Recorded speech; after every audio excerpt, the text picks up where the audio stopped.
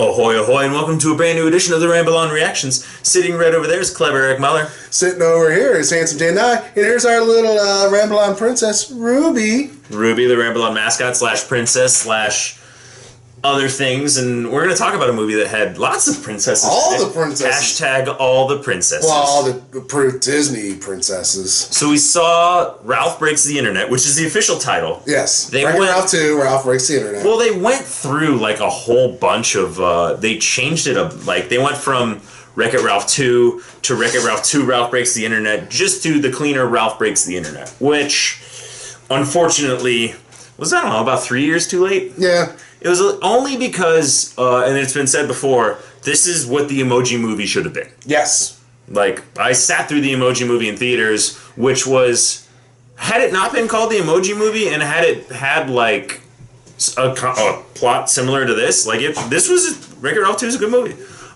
It could have been better, but the whole idea of putting Ralph in the entire scope of the internet, like, I even think the title's a little bit too late, because it was like, well, yeah, because it's all the pun off the Kim Kardashian thing. Right, they should have called it Ralph Breaks the Internet. Yeah. Which would have made sense. It's right there. Yeah. It's there.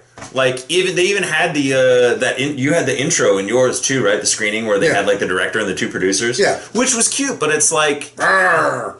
yeah, it's like cute, and then they're like right next to each other, which is a nice little reveal, but it's also like, there's just this movie had so much potential. And there were a couple of times, like, in the first movie, like, it was, the stakes were pretty high, but it was also like, we have to get back to our games to do X, Y, and Z. And then, like, right after the first act in this movie, they're like, fuck our games, we're just gonna go around on the internet. And I'm like, wait, what? We're on the internet now, boy. Yeah, I'm like, wait, what's happening to all those games at home that kind of need you to, like, function? Well, apparently no one goes to the arcade on the weekends. Yeah, oh yeah, on the weekends. So, that's not what arcades are for.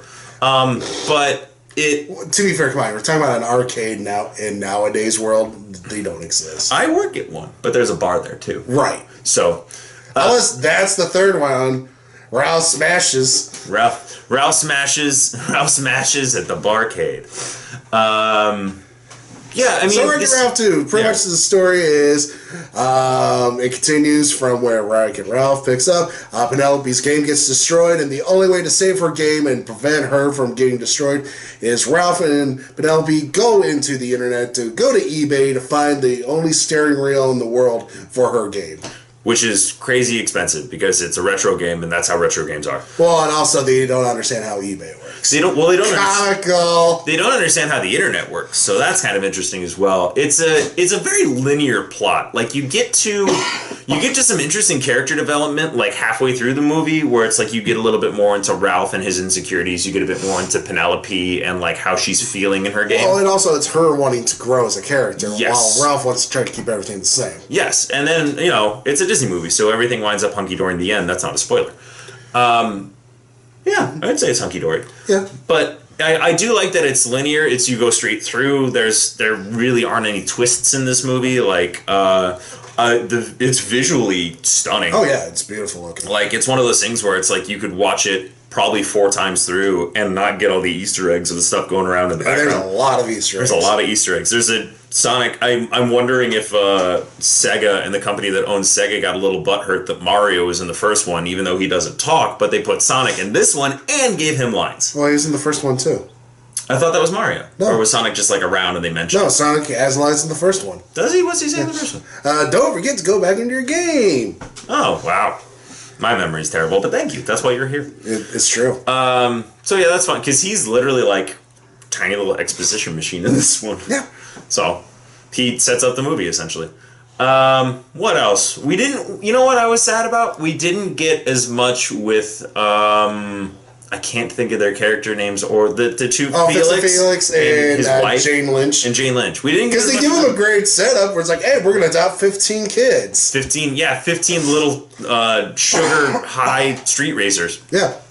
So that was fun, which we missed. Gal Gadot was fine, playing a version of her Fast and the Furious character. More or less. Yeah, in a Grand Theft Auto-esque game scenario. Yeah, except a little more like, if Grand Theft Auto was a little more Mad Maxy. Yeah.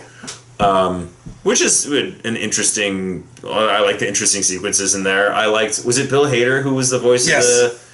of the sleazy pop-up. Yes, the sleazy pop-up was really funny. Alan Tudyk did the Google bar guy. The Google bar guy. I love the Disney sequence because yes, it was great self-aware humor. Oh, we got to talk about those princesses. That was probably one of the most funny sequences in the movie, and it has a great payoff. It has a fantastic payoff, which I didn't. The payoff was great. Yeah, I didn't think was going to be in there. I thought it was just the first scene. Hashtag shiny. I love that shirt. Yeah. Yeah, it was all that was very self-aware and referential. So, yeah, it's a solid movie. I feel like we don't have a whole lot to say about it just because here's what I'm going to say. Oh, sure, go for it. What I really love about Wreck-It Ralph 2 is it teaches a very valuable lesson about the internet and friendship for kids, because it's one of the few kids movies that actually tells kids, guess what? Your friendship is going to change, and that's okay. Mm-hmm. Don't try to fight it like Ralph does, and you end up breaking the internet. Yes. And for everything that's great about the internet, what really it's meant for, it's meant to bring people together, and that's what this movie tries to emphasize with this movie. The movie tries to emphasize at that point. It's like, look, the internet is here to help connect people. Don't let comment sections destroy you. Yes, stay out of the comment sections. That's Always. Also... I say that, but we read all our comments because we get like two a month if we're lucky. A year. Yeah, a year. But yeah, that's another good piece of life advice. If you are anywhere in the public eye on the internet, then you know what you should be taking and what you should be ignoring. Yep. So and also the Penelope Princess song, that was inspired. Yes. I loved that moment. I was like, I didn't see that coming. I was just like, they're doing this, and there's a killer clown. Yep. Yep, and it was done. More, please. And it was done in the Grand Theft Auto world, which is a lot of fun. Right. I had a lot of fun with this movie, and like I said, it's one of those movies that you can actually have your kids watch and they learn valuable lessons, which is what you should have with movies like this. Especially with a Disney movie, where it's like, I like that they're taking that model, and I literally say the words, a Disney movie, and anyone listening, or anyone even talking, who knows that kind of formula, where it's like, there's going to be a problem, it's going to kind of be feel good, and everything's going to resolve in the end. However, they are starting to not only deconstruct it, but do it in a different way where it's like you're not going to see what the characters are doing. You're going to understand that it's going to be, you'll get to that point eventually, but it's going to change. It's not so formulaic as it used to be. Yep. Like I said, important life lessons to learn there, kids. Alrighty, graded. A- for me. I'll go B+, so real close. But same. I think the first one was inspired. I think this had just a tiny bit of Incredibles 2 where it's like, you could have done this sooner. You should have done this sooner. Well, also, like, the first one came out of nowhere. The second one you knew was coming eventually. But same thing with Incredibles, where it was like, what took you guys so long? What took you 14 years? Yeah. But this was 6. But, I mean, this was the second best animated film I've seen this year. Yeah, but I was going to say, speaking of 6, where's our fucking Big Hero 6 sequel? What are you guys waiting for? Big Hero 7? Yeah. Or Big Hero 6 2, but like squared, that I thought was the cool thing when I was in high school. You do everything with exponents.